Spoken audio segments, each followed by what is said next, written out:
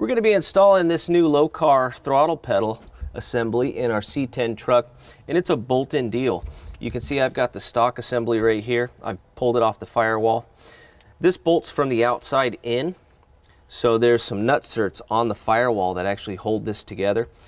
This guy is threaded on this side, so there's a couple holes we need to drill through, a couple nutserts we need to drill through. That way we can put a through bolt on there that attaches this to the firewall. So that's the first step. As you can see, the new throttle pedal will match our existing Lokar brake pedal pretty nicely. And we'll make a hole for the cable and we'll attach it to the throttle body. So as you can see, we're going to drill out these two corresponding holes. And the third hole we're going to leave in there because we're just going to run a fastener in there.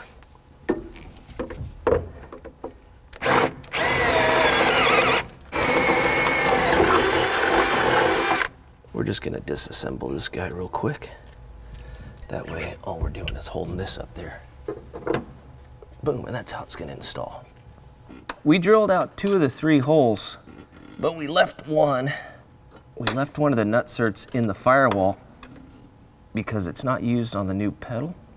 So what I'm going to do is I'm going to start the bolt in that hole to hold this little firewall cover in place while I run the other 2 bolts in and attach the actual pedal. So this plate, not only does it kind of back up the throttle pedal mount and give it some support, it also covers that stock hole where the throttle linkage came through. Unless you've got like 7-foot arms, you're not going to be able to hold the plate on the firewall and the housing for the throttle assembly. So it helps to have 2 people, one on one side holding the mounting base and another on the engine side running the screws in.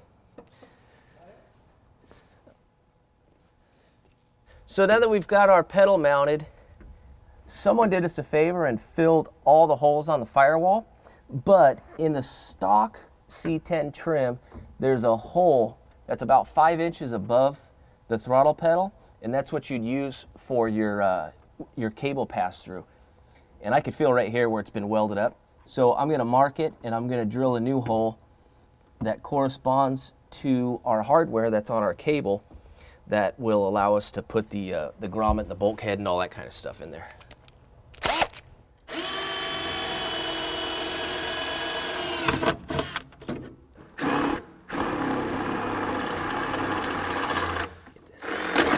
There it is. So we're gonna go ahead and slide it through the firewall, and then we're gonna put the nut on the back side as well as the other grommet.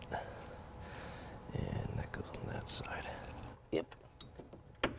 So one little tech tip on these throttle cables is there's a ferrule on the end of this housing. Don't pull it off, because when you go and cut this housing back, the ends might be frayed just enough to where you can't get this guy to slide back on. So what you want to do, it's hollow on the end. So just pull it back a little ways, however far you got to cut it, trim it, and then you'll just sneak back up on the end and you'll put your cable back together like that. Best case scenario, you put a little clamp here somewhere.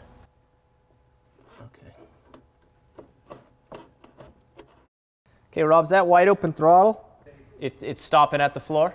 Okay, and I got wide open throttle here. And that's what you want. You don't want this to reach wide open throttle before the pedal hits the floor, because then you could still put pressure on the cable, and you want to avoid that if possible. So if the pedal's touching the carpet, touching the floor, and we're wide open throttle right here, our adjustment's good. And that's it. We've installed the throttle cable, throttle pedal on our Phytech throttle body. For more tech stories and videos like this, check out classictruckperformance.com.